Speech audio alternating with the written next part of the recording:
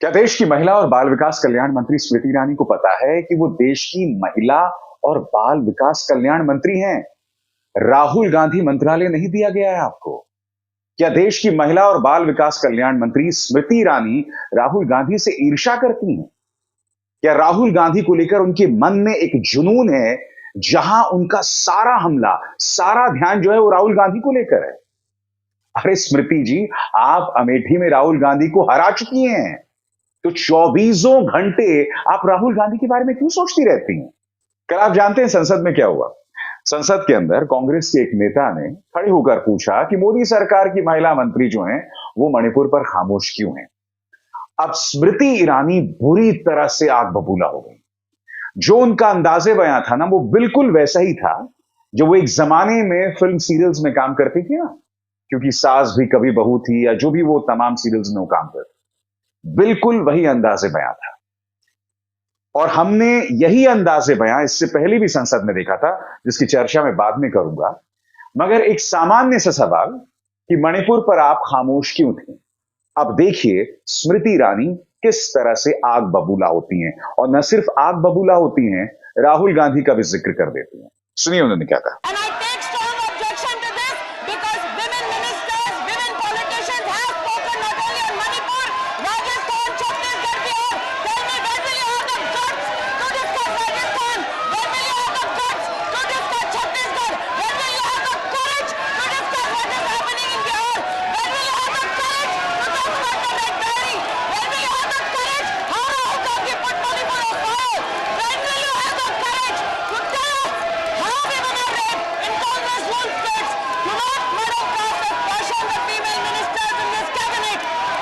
आप में से जो लोग नहीं समझ पा रहे, मैं आपको बताता हूं कि दरअसल स्मृति ईरानी ने क्या क्या कहा। पहले मैं अंग्रेजी में पढ़ना चाहता हूं, क्योंकि उन्होंने अंग्रेजी में जवाब दिया था।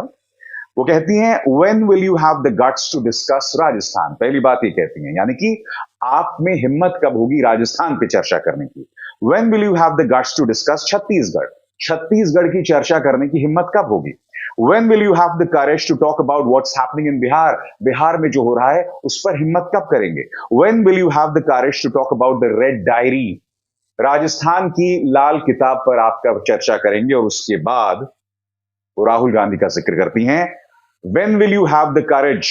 How Rahul Gandhi put Manipur on fire? आप में हिम्मत कब होगी इस बात की चर्चा करने की कि किस तरह से राहुल गांधी ने मणिपुर को जला दिया? फिर से सुनिए, स्मृति ईरानी कहती हैं, राहुल गांधी ने मणिपुर को जला दिया।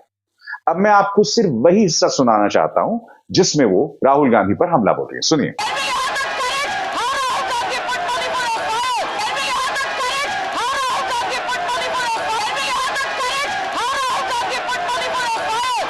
और स्मृति ईरानी के इस नाटकीय अंदाज पर कांग्रेस ने पलटवार किया है।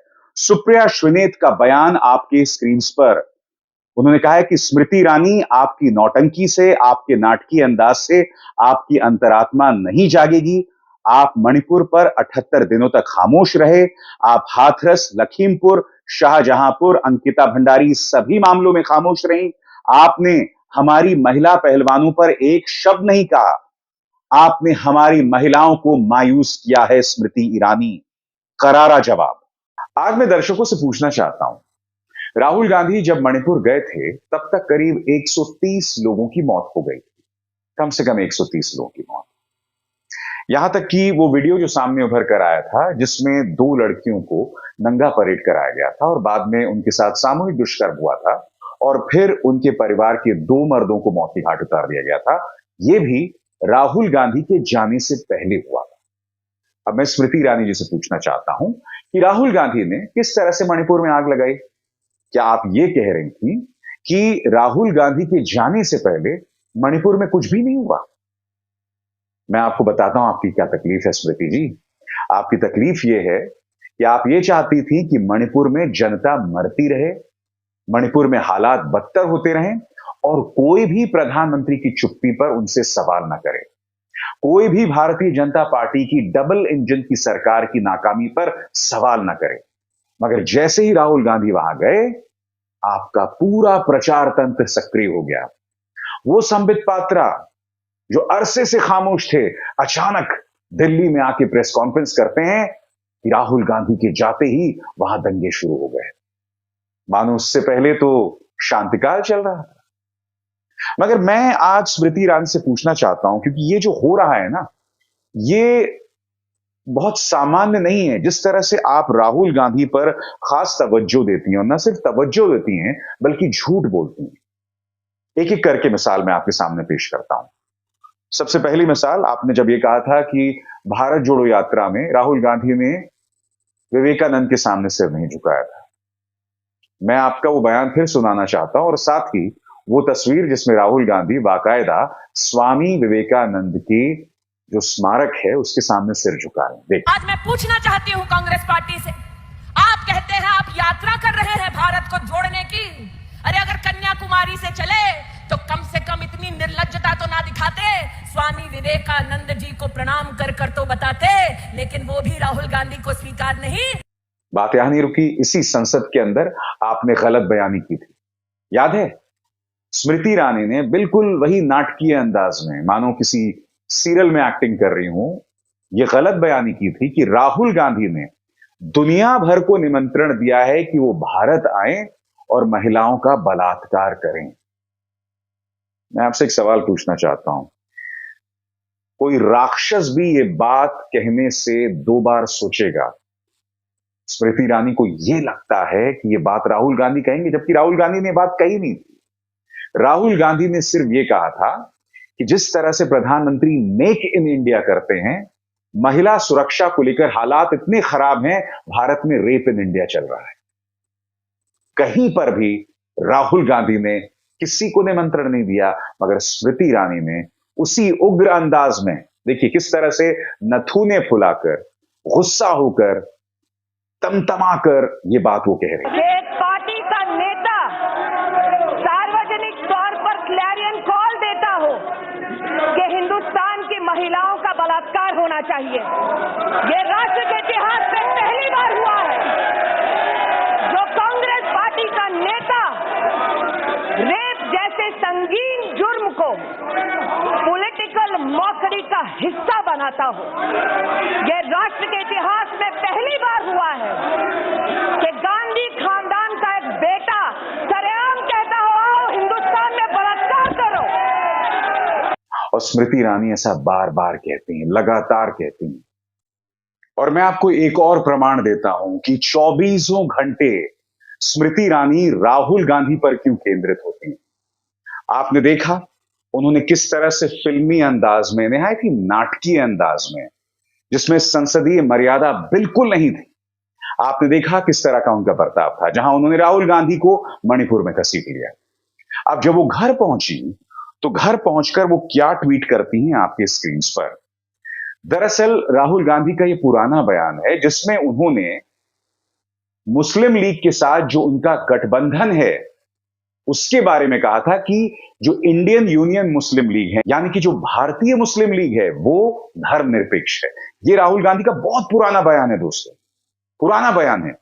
अब उस पुराने बयान को निकालकर उसे टैग करके स्मृति ईरानी क्या कहती हैं आपके स्क्रीन में, अंग्रेजी में पढ़ूंगा, फिर मैं उसका हिंदी में अनुवाद करूंगा। स्मृति ईरानी क्या कहती हैं? Ladies and gentleman, the Rahul Gandhi brand of secularism, his unholy alliance declares Hindus to be burnt alive in their temples. Hindu hate not new to the dynasty, but now to openly threaten Hindus. That is a new law, Mr. Gandhi.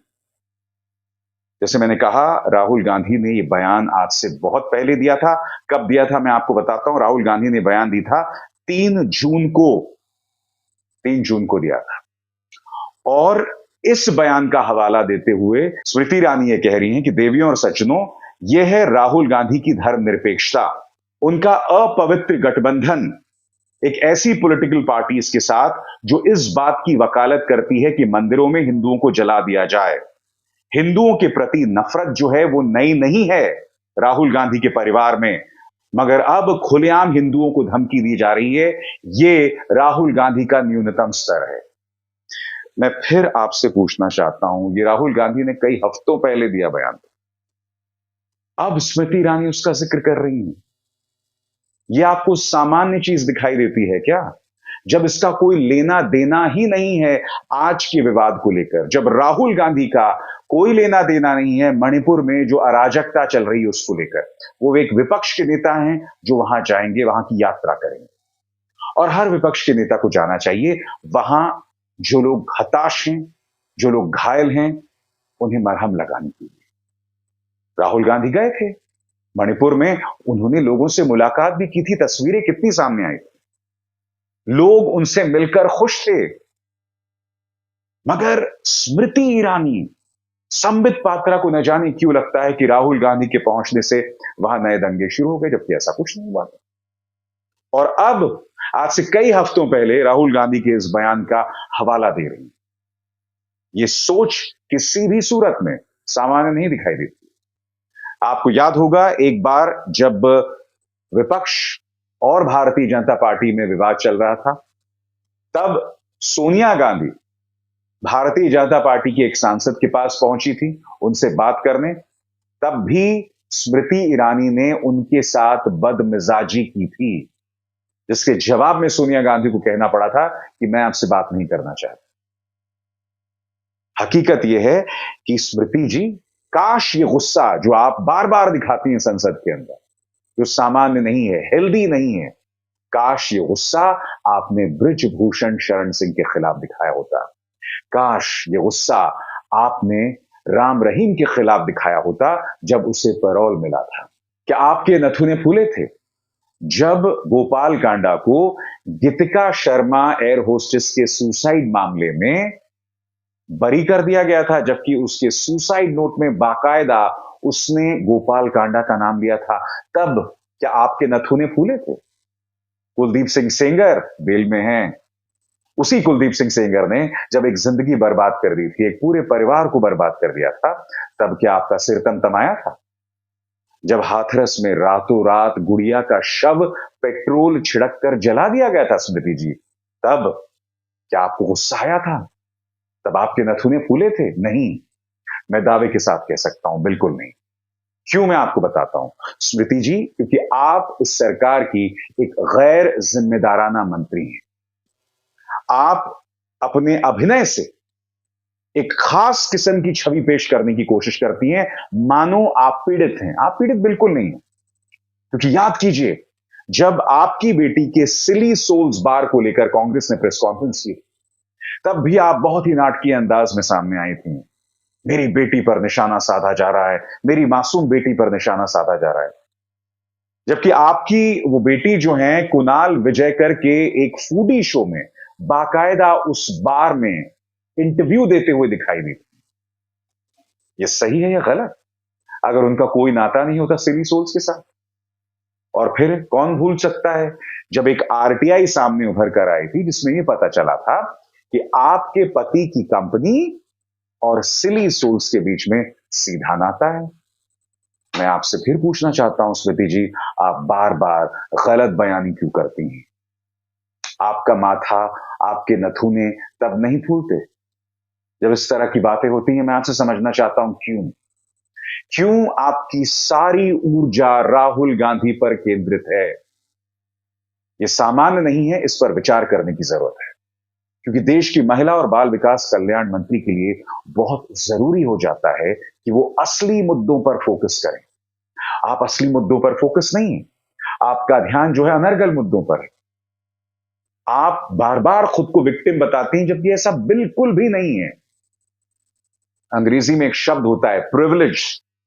आप privileged हैं, आप सरकार की मंत्री हैं, लिहाजा खुद को पीड़ित मत बताइए। जी हां, हर मोदी के मंत्री को प्रधानमंत्री नरेंद्र मोदी से प्रेरणा लेने की कतई जरूरत नहीं है, जिस तरह से प्रधानमंत्री आज भी खुद को बेचारा और असहाय बताते हैं और इसी स्क्रिप्ट को उनके मंत्री आगे करते हैं, जो अपने आप में बहुत शर्मनाक है। मेरी इस बात पर गौर कीजिएगा। अभिसार शर्मा को दीजिए इजाजत। नमस्कार। स्वतंत्र और आजाद पत्रकारिता का समर्थन कीजिए, सच में मेरा साथी बनिए। बहुत आसान है दोस्तों, इस ज्वाइन बटन को दबाइए और आपके सामने आएंगे ये 3 विकल्प, इनमें से एक चुनिए और सच के इस सफर में मेरा साथी बनिए।